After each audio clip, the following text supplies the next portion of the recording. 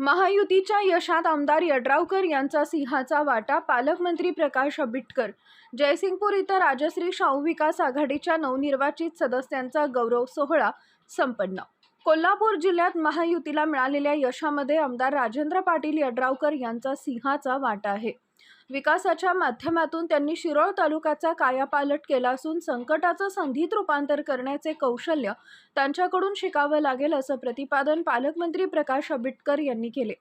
जयसिंगपूर इथं राजश्री शाहू विकास आघाडीच्या नवनिर्वाचित जिल्हा परिषद व पंचायत समिती सदस्यांच्या सत्कार प्रसंगी ते बोलत होते. पालकमंत्री पुढे म्हणाले, पंचायत समिती व जिल्हा परिषद ही भविष्यातील नेतृत्वाची शाळा आहे. लोकप्रतिनिधींनी जनतेचा विश्वास जपून काम करावे.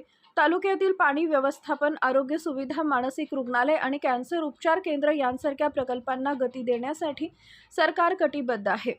विशेषतः अलमट्टी व हिप्परगी धरणांच्या पाणी पातळीमुळे निर्माण होणाऱ्या पूरस्थितीवर नियंत्रण मिळवण्यासाठी यंत्रणांशी समन्वय साधून ठोस उपाययोजना केल्या जातील.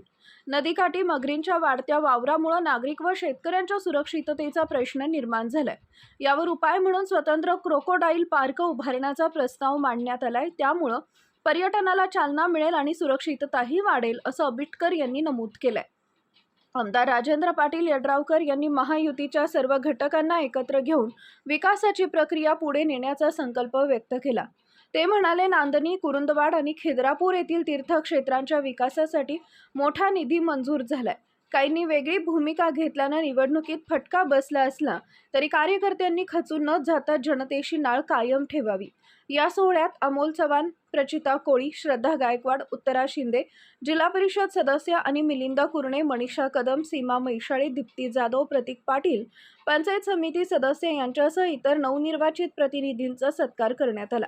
कार्यक्रमाला माजी आमदार उल्हास पाटील, नगराध्यक्ष संजय पाटील यड्रावकर, सतीश मलमे, अमरसिंह पाटील, प्रमोद पाटील, प्रकाश पाटील टाकवडेकर यांच्यासह मोठ्या संख्येनं पदाधिकारी व कार्यकर्ते उपस्थित होते. आमच्या प्रतिनिधींसह पाहत रहा CK24 न्यूज.